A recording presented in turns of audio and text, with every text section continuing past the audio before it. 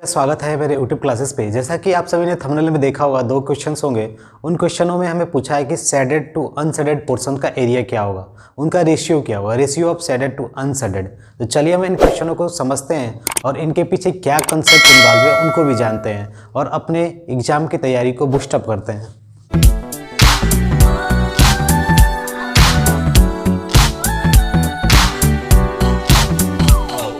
पहला क्वेश्चन क्या है कि आपके पास एक ट्रायंगल ABC है और यह ट्रायंगल ABC में एक D मिड पॉइंट है जो कि BC साइड पर है, यानी BC का मिड पॉइंट D है, यानी AD एक मीडियन है। और साथ में बोला क्या है कि एक X पॉइंट है, एक Y पॉइंट है, यानी Y पॉइंट BD के बीच में है और X पॉइंट AC के यहाँ पर है। ठीक है, वो एक पॉइंट है X और Y।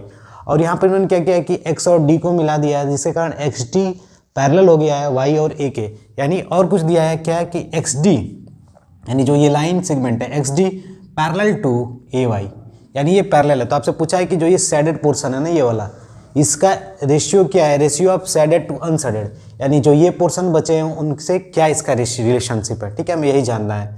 ठीक है, क्या रिलेशनशिप है। तो आप एक चीज़ ध्यान से देखोगे कि अगर मैं बात करूँ, ठीक है, हमें कुछ जानकारी नहीं है कि इसकी एरिया क्या है। तो अगर आप ये देखो ध्यान से, तो ये लाइन क्या है, इसके पैरेलल है। क्या है, पैरेलल है।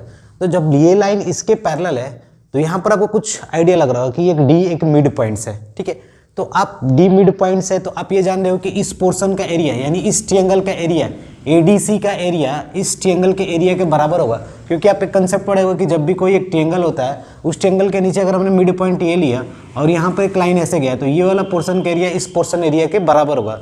क्योंकि ये वाला बेस इक्वल हो जाता है और ये भी बेस इक्वल हो जाते हैं, और हाइट एक हम डाल देते हैं जो हाइट दोनों के लिए कॉमन होता है। तो हाफ बेस इंटू हाइट, इसका एरिया इसके एरिया के बराबर होगा। ठीक है, तो इतना कंसेप्ट क्लियर हो गया कि ये एरिया इस एरिया के बराबर होगा, यानी ABD का एरिया और ACD का एरिया आपस में इक्वल होगा। क्योंकि आप जानते हो बेसिक कंसेप्ट, क्योंकि एरिया का फॉर्मूला होता है हाफ बेस इंटू हाइट। अब बात आती है कि चलो एरिया इक्वल हो गया, लेकिन हमें क्या बताना है, हमें तो ये बताना है ना। तो आप एक और कंसेप्ट पढ़ोगे कि जब भी दो लाइंस पैरेलल होते हैं ऐसे, ठीक है, जब भी दो लाइंस पैरेलल हो तो उसमें अगर मान लो कि आपने एक ट्रायंगल ऐसे ड्रा कर दिया और इसी बेस को, यानी जो ये बेस है, इसी बेस से आपने एक ट्रायंगल ऐसे ड्रा कर दिया और ये वाली लाइन इस लाइन सेगमेंट के पैरेलल है, तो आप देखोगे कि जो ये ट्रायंगल आपने बनाया था ना पहला, और बाद में जो दूसरा ट्रायंगल ये बना था, इसका एरिया आपस में इक्वल होता है। क्यों? क्योंकि बेस सेम है और हाइट एक आप ले लो, तो हाइट, जो ये हाइट इस ट्रायंगल के लिए होगी वही हाइट इस ट्रायंगल के लिए भी होगी। तो आप ये कंसेप्ट जानते हो कि जब भी दो लाइन्स पैरेलल हो और उनके बीच में हम ट्रायंगल्स कंस्ट्रक्ट करते हैं और बेस क्या हो, सेम हो, बेस सेम होना बहुत जरूरी है, कंपलसरी है। जैसे यहाँ पर देखा था आपने कि बेस क्या है, इक्वल है, तो हाइट दोनों के लिए सेम हो जाएगा, तो एरिया भी क्या हो जाएगा, इसका एरिया इसके एरिया के बराबर हो जाएगा।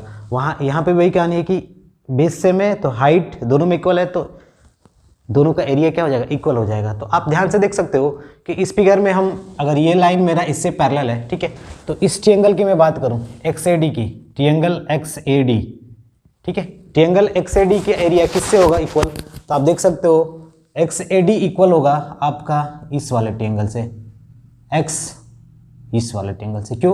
क्योंकि देखो बेस क्या हो गया, सेम, और एक ट्रायंगल आपने ऐसे बना दिया XAD और एक ट्रायंगल बना दिया XYD, तो इसका एरिया किससे इक्वल हो जाएगा, XYD से एरिया। ठीक है, क्योंकि आप समझ रहे हो ये बेस हो गया इनका XD, और इस ट्रायंगल के लिए जो हाइट होगा ना, कॉमन हाइट, वो इस ट्रायंगल के लिए भी होगा, ये जो छोटू ट्रायंगल है उसके लिए भी होगा। ठीक है, यानी XYD के लिए, तो दोनों का एरिया सेम हो जाएगा। क्यों? क्योंकि दोनों ट्रायंगल्स दो पैरेलल लाइन के बीच में बने हुए हैं और दोनों का बेस क्या है, सेम है। कौन है, XD है, देखो दोनों में XD बेस है। ठीक है, बातें क्लियर। तो इस प्रकार इस रीजन का एरिया इस रीजन के एरिया के बराबर होगा। तो हम एक चीज़ कर सकते हैं कि अगर मान लो ये रीजन आपका कुछ है, ठीक है, समथिंग है, कुछ एरिया है इसका, मान लो इसका एरिया 1 यूनिट्स है, ठीक है, तो इस रीजन का एरिया भी क्या हो जाएगा आपका 1 यूनिट्स हो जाएगा पूरे का। ठीक है, और ये मान लो ये भी कुछ पोर्शन है। ठीक है, तो आप फाइनली बोल सकते हो कि ये रीजन, जो ये वाला पूरा क्षेत्र है, ये इसके बराबर हो जाएगा कि नहीं। तो इस प्रकार आप देख सकते हो कि ये पूरा हट के ये बन जाएगा। तो इस प्रकार देखोगे कि ये जो D लाइन्स है मेरी, ये यहाँ पर आ रही है और जो एक ट्रायंगल बना रही है, इस ट्रायंगल का एरिया पूरे ट्रायंगल का आधा है। क्योंकि मैंने पहले बताया D क्या है, मिड पॉइंट है, तो ADC का एरिया पूरे ट्रायंगल का आधा होगा, क्योंकि ये मिड पॉइंट्स है। मीडियंस हैं, तो इसका एरिया इस ट्रायंगल के एरिया के बराबर होगा। तो मैंने पूछा क्या था आपसे, इस वाले पोर्शन का एरिया। तो ये जो था, अगर ये 1 यूनिट है तो इधर भी क्या होगा, ये पूरा 1 यूनिट्स का होगा, और 1 यूनिट में ये ऐड कर देंगे तो एक ये ट्रायंगल का आधा ही पोर्शन बन गया कि नहीं। यानी जो आपका पूरा शेडेड पोर्शन है वो ट्रायंगल का आधा पोर्शन का एरिया हो गया। आपने समझ लिया। तो आपका रेशियो क्या हो जाएगा, तो रेशियो शेडेड का एरिया क्या होगा, पूरे का आधा होगा। तो अगर मान लो पूरे का एरिया कुछ है 10 x यूनिट है, तो इसका एरिया क्या हो जाएगा, x/2 अपन पूरे का एरिया। शेडेड टू अनशेडेड पूछा है ना, सॉरी। तो अनशेडेड का एरिया भी क्या हो जाएगा, आधा, क्योंकि अगर मान लो पूरे का एरिया x यूनिट है तो इसका आधा मतलब x/2, ठीक है। और अनशेडेड का मतलब भी क्या होगा, x/2। तो फाइनली 1:1 होगा, ठीक है। ये क्वेश्चन बहुत आपको बस समझना था कि ये जो इतना पोर्शन है ना, ये वाला, ये किसके बराबर है, इसके बराबर है। तो यहाँ से यहाँ तक और ये जोड़ दोगे तो एक ट्रायंगल का आधा पार्ट्स मिलेगा ना। तो ट्रायंगल का आधा पार्ट्स का एरिया अगर मान लो x है और पूरे का 2x है, तो इस ये x खत्म हो गया तो अनशेडेड कितना बचा आपका, यही अनशेडेड पोर्शन बचा ना, तो वो भी क्या होगा, x होगा। तो x/2 आप कुछ भी ले सकते हो, मान सकते हो कि एरिया 10 यूनिट है, मैंने x यूनिट मान के करा, ठीक है। आप नंबर मान के भी कर सकते हो, ठीक है। तो यहाँ पर 1:1 होगा। अब नेक्स्ट क्वेश्चन क्या है, यहाँ पर दिया गया सभी इक्विलेटरल ट्रायंगल है, 1 2 3 4 इक्विलेटरल ट्रायंगल्स हैं, और यहाँ पर क्या है कि सबका एरिया सेम है। सबका एरिया सेम है का मतलब साइड इक्वल होगा, ठीक है। बातें क्लियर होगी। अब एरिया हम कुछ भी मान सकते हैं, ठीक है। साइड सबका इक्वल होगा क्योंकि एरिया सेम है और सभी इक्विलेटरल ट्रायंगल है। Find ratio of shaded to unshaded, यानी शेडेड टू अनशेडेड पोर्शन में एक रेशियो आपको बताना है। और यहाँ पर आप देख रहे हो कि एक लाइन खींची गई है, लाइन सेगमेंट है यहाँ से यहाँ तक मिली हुई है, ये शेडेड है, ये शेडेड है, ये शेडेड है। तो शेडेड टू अनशेडेड का रेशियो बता रहा है।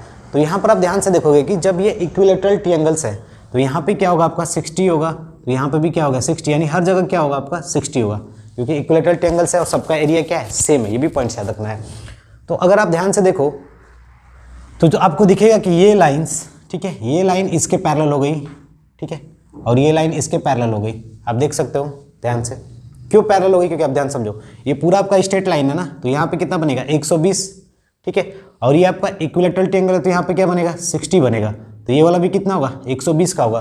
तो आप पढ़े हो कि जब भी दो लाइंस पैरेलल होती हैं, अगर उस पर एक ट्रांसवर्सल जाता है, अगर यहाँ पे x डिग्री है तो यहाँ पे भी क्या होगा x डिग्री। तो वही बात है, ये 120, तो यहाँ पे भी देखो 120, फिर यहाँ पे भी देखो 120, हो गया कि नहीं।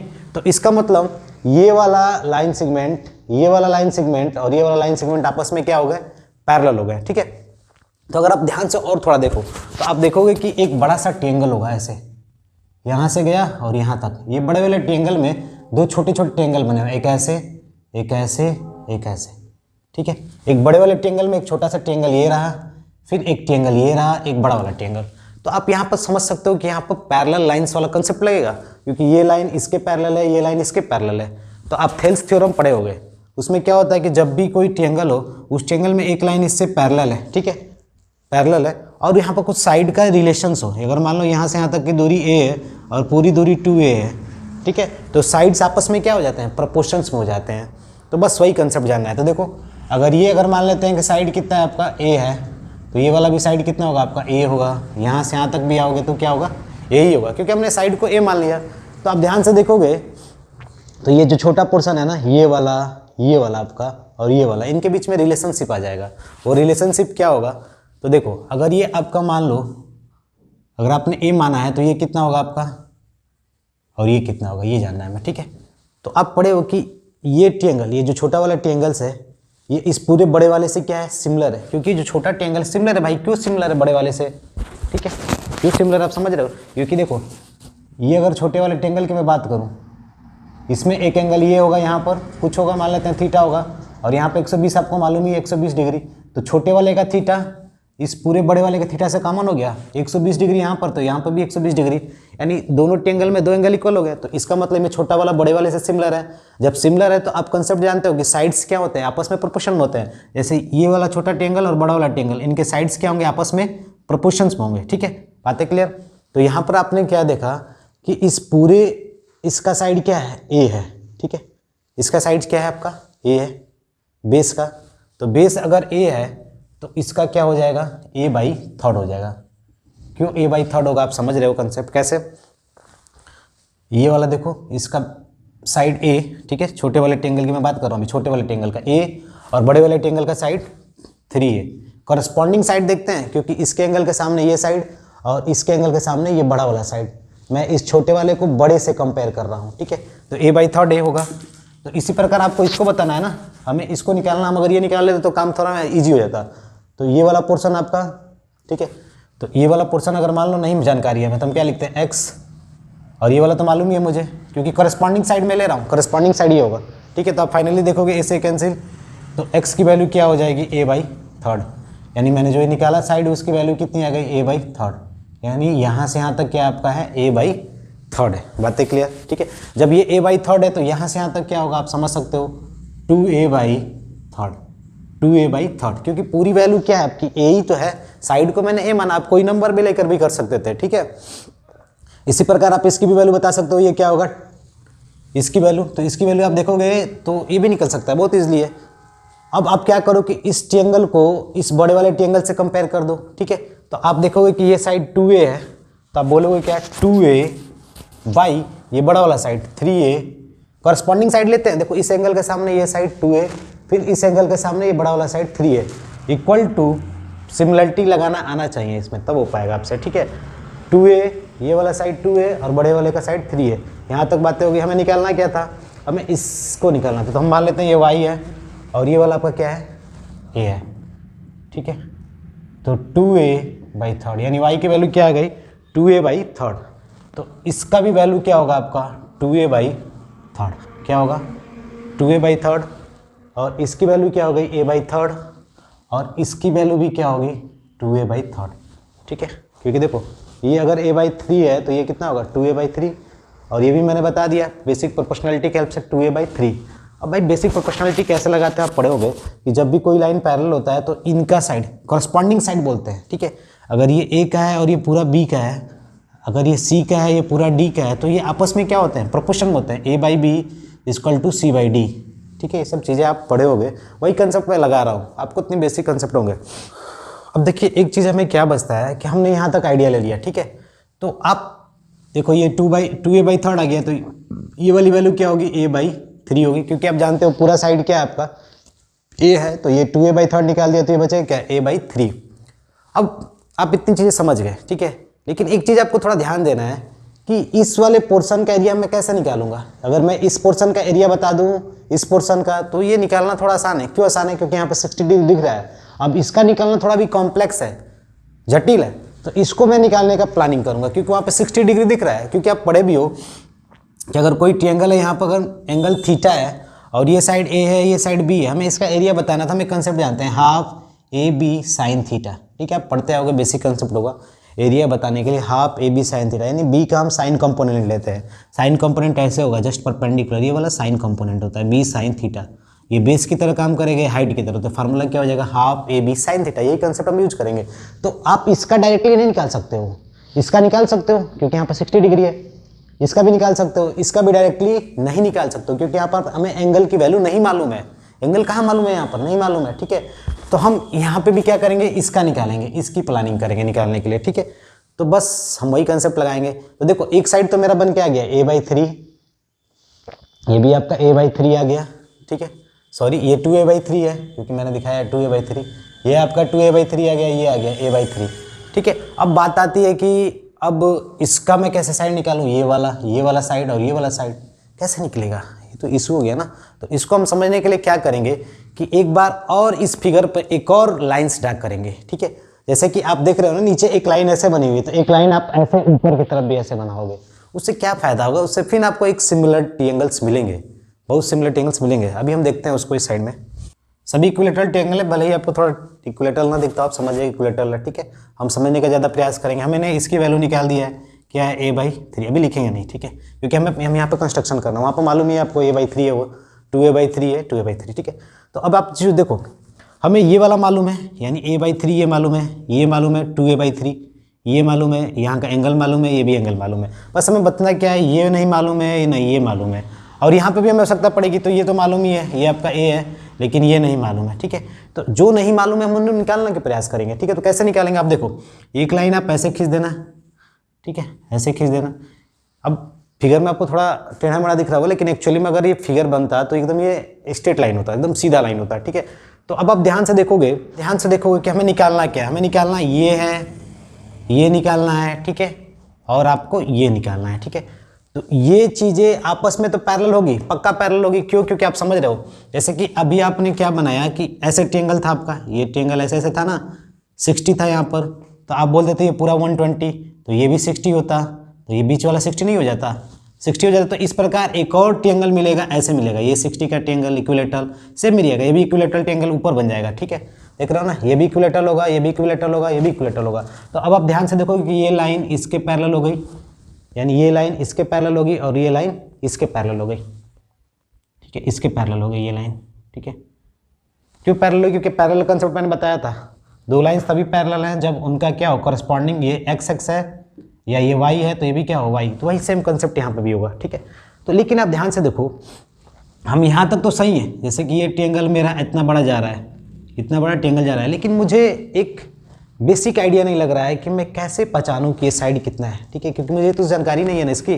तो आपको एक कंस्ट्रक्शन करना पड़ेगा एक ट्रायंगल्स का, और ठीक है, वो ट्रायंगल कैसा होगा, ऐसा होगा।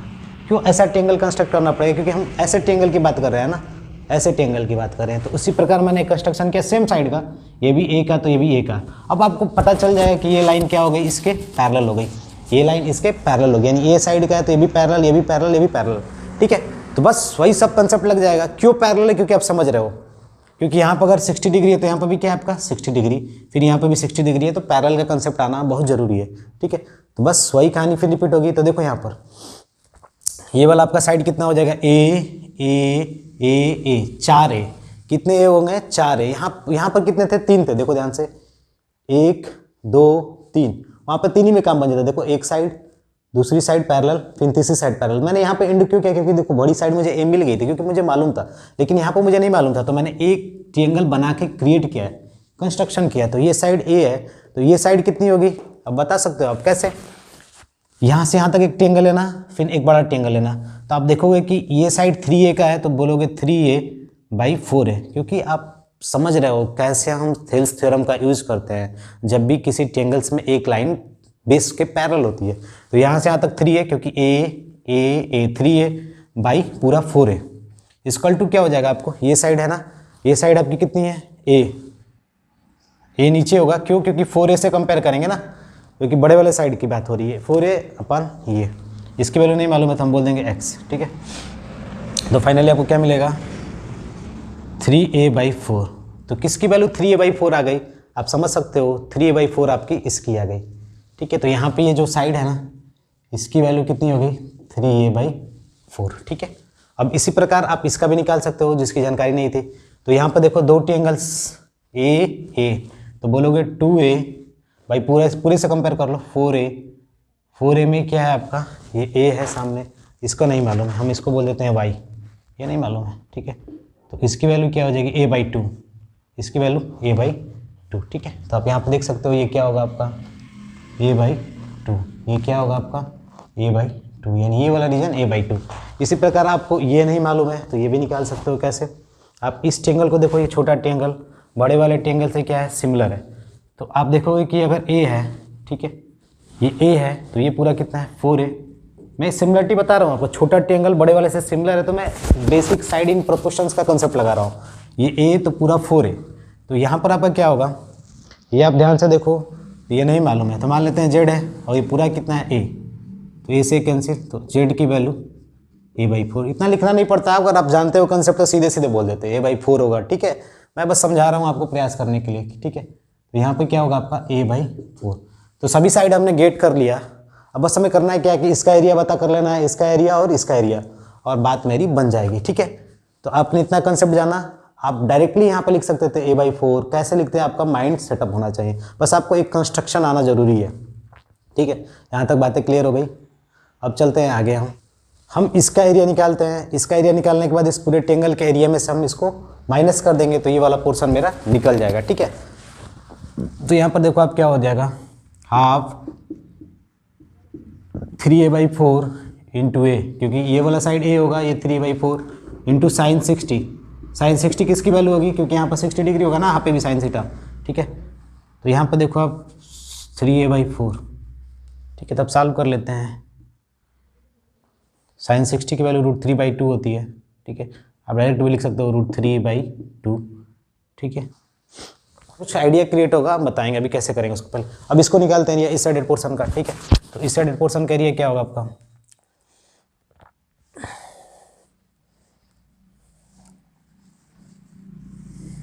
हाफ ए बी, यानी बेस क्या हो गया, ये हो गया a/2 और ये क्या हो गया a/3 साइन 60 की वैल्यू, साइन 60 रुके, क्योंकि a/2 है a/3 है, ठीक है। बातें आप समझ रहे हो कैसे हम कर रहे हैं, ठीक है। साइन 60 की वैल्यू इतनी आ गई, √3a/24, ठीक है। यहाँ तक हो गया। अब इस साइड, अब इस पोर्शन का, क्योंकि हम इसका तो निकाल नहीं सकते, इसका निकालते हैं। बस मैं ट्रायंगल का हर जगह भी निकाल रहा हूँ फिलहाल में। हाफ a/3 इंटू a/4 है, ठीक है। a/3 a/2, ठीक है, हाँ सही है, a/2। देखो ध्यान से, इसकी जो एरिया है ना, इसका जो साइड है a/2 है, ठीक है। तो a/2 मैंने लिखा है, लेकिन इसका जो है ना वो 2a/3 गड़बड़ हो गया है, ठीक है। 2a/3 यहाँ पर 2 से मल्टीप्लाई कर दीजिए। क्यों 2a/3 है, क्योंकि आप देख रहे हो इसका जो ये आया था ना, ये 2a/3 आया था, ठीक है। ये a/3 था, तो इसको तो बंद ही कर दो, a/3, ठीक है। ये नीचे वाले का a/3 था, ठीक है, इसको हटा दो। ये हो गया आपका इतना, ठीक है। अब यहाँ पर आप देखो, half base a/3 into a/4 sign 60 की वैल्यू √3/2। तो यहाँ पर देखोगे आप, क्या हो गया पूरा, किसका हुआ, इसका एरिया हुआ, इसका एरिया हुआ और इसका एरिया हुआ, ठीक है। आपसे पूछा क्या है, शेडेड टू अनशेडेड, ठीक है। तो आप अगर ध्यान से देखो, अगर मैं पूरे ट्रायंगल की बात करूँ, 1 2 3 4 ट्रायंगल है, तो इनका टोटल एरिया कितना होगा, √3/4a², एक का होगा तो 4 होगा, कितना होगा, √3a² होगा, ठीक है। इतनी बातें क्लियर है, √3a² होगा। अगर आप इन फिगर को थोड़ा और बढ़िया से हम बेटर लिखते हैं, ठीक है, तो कैसे होगा देखो, अगर मैं इसकी बात करूँ तो इसको कैसे लिख सकते हैं, तो पहले √3/4 बाहर कर लो इंटू a², इसमें से बाहर हो जाएगा, तो बचेगा क्या, इधर इधर बचेगा 3/4, इतना पार्ट बचा, चेक कर सकते हो आप इसको ऐसे करके 3/4। तो आप बोल सकते हो 3/4 पार्ट से, क्या है 3/4 पार्ट से, क्योंकि टोटल एरिया कितनी होगी भाई, इतना होगा, उसका 3/4 पार्ट से, कौन ये है, तो ये वाला कितना पार्ट्स होगा, 1/4 पार्ट्स होगा, कितना होगा 1/4 पार्ट। तो पहला शेडेड 1/4 पार्ट्स, किसका एरिया का, एक ट्रायंगल के एरिया का 1/4 पार्ट्स। तो यहाँ पर बोल देना एक ट्रायंगल के एरिया का 1/4 पार्ट, ठीक है, एक ट्रायंगल समझिएगा, ठीक है। अब दूसरे शेडेड पाते हैं, इस वाले पोर्शन को देखो, यहाँ पर आप ध्यान से देख लेना, ये 2a/3 है, ये a/2 है, ठीक है, बातें क्लियर होनी चाहिए। 2a/3 a/2, ठीक है। यहाँ पर देखो, इसको भी हम थोड़ा अलग कर सकते हैं, √3/4 इंटू a² बाहर कर सकते हैं, क्योंकि मुझे एक कंसेप्ट मालूम है ना, मैं उसको अलग कर रहा हूँ। तो यहाँ पे क्या होगा, 2/6 बस बचेगा, 2/6 का मतलब 1/3, ठीक है, क्योंकि आप चेक कर सकते हो, √3/4 मैंने बाहर किया, a² बाहर किया, तो बचा क्या यहाँ पर 2/6, और 2/6 का मतलब 1/3। तो 1/3 पार्ट्स कौन होगा, ये शेडेड होगा, तो एक शेडेड और मिल गया, 1/3 ऑफ एक ट्रायंगल का एरिया, एक ट्रायंगल का एरिया, बस याद रखिएगा, क्योंकि एक ट्रायंगल के ही नहीं बात हो रही है। √3/4 a² का 1/3 पार्ट है। नेक्स्ट वाले में देखो, इसको भी थोड़ा मॉडिफाइड कर सकते हैं, आप चेक कर सकते हो, a/3 a/4 सही लिखा है, √3/2, तो इसको भी आप मॉडिफाइड करोगे तो √3/4 a² इंटू 1/12, तो 1/12 ऑफ एक एरिया, तो ये शेडेड पोर्शन नहीं है मेरा। शेडेड पोर्शन क्या है, ये पोर्शन है। तो अगर एक पार्ट्स आपका टोटल एरिया है, तो ये शेडेड पोर्शन क्या होगा, 11/12 ऑफ एक ट्रायंगल का एरिया। बस शेडेड निकाला, ये शेडेड निकाला, ये शेडेड निकाला, ये शेडेड, यहाँ पर मैंने लिखा है शेडेड पोर्शन का एरिया है, ठीक है, शेडेड पोर्शन का एरिया। बातें क्लियर, 1/4 इसका होगा, पूरे ट्रायंगल का 1/4, ये क्या होगा 1/3 टोटल ट्रायंगल्स का, ये कितना होगा, ये आपका होगा 11/12 पूरे ट्रायंगल का एरिया, ठीक है। अब इनको आप थोड़ा सिंपल कर सकते हो, कैसे, एलसीएम लेके, ठीक है। तो एलसीएम लोगे तो 3t 4t 11t, ठीक है, तो 11 4 15, ठीक है, 15 3 18t/12, यानी 3/2 ऑफ ट्रायंगल। 3/2 ऑफ ट्रायंगल का मतलब 1.5 ट्रायंगल का एरिया है, यानी 1.5 ट्रायंगल का एरिया है। टोटल एरिया आपका कितना है, 4 ट्रायंगल का है ना, 1 2 3 4, 4 ट्रायंगल का एरिया है। तो आपसे पूछा क्या है, रेशियो ऑफ शेडेड, शेडेड का मतलब 3/2 ऑफ ट्रायंगल। मैंने टी किसके लिए लिखा है, एक ट्रायंगल के एरिया के लिए टी लिखा। आपका अनशेडेड पोर्शन कितना बचेगा, 5/2 ऑफ एक ट्रायंगल का एरिया। क्योंकि भाई टोटल 4 ट्रायंगल का एरिया है ना, 1 2 3 4, 4 में से 3/2 घटाओ 5/2 बचा, तो फाइनली आप जब सॉल्व करोगे तो 3/5 यानी शेडेड टू अनशेडेड क्या हो जाएगा 3:5। ठीक है, बातें क्लियर। तो इसके बेस पर बहुत से क्वेश्चन बनते हैं, इतना कॉम्प्लेक्स ये गया लेकिन आप इजीली भी सॉल्व कर सकते हो, आप अपने माइंड से सोच के। ठीक है, कैसे हम जल्दी थेल्स थ्योरम लगाते हैं वो सब चीज़ें जान के। ठीक है, तो आपको समझ में आया होगा यहाँ पे जो भी कंसेप्ट लगे थे। तो आज के लिए बस इतना ही, मिलते हैं अगले क्लास में, तब तक के लिए धन्यवाद। अगर आपने मेरे इस चैनल को सब्सक्राइब नहीं किया है तो सब्सक्राइब जरूर करें, और पसंद आया तो शेयर करें और लाइक करें।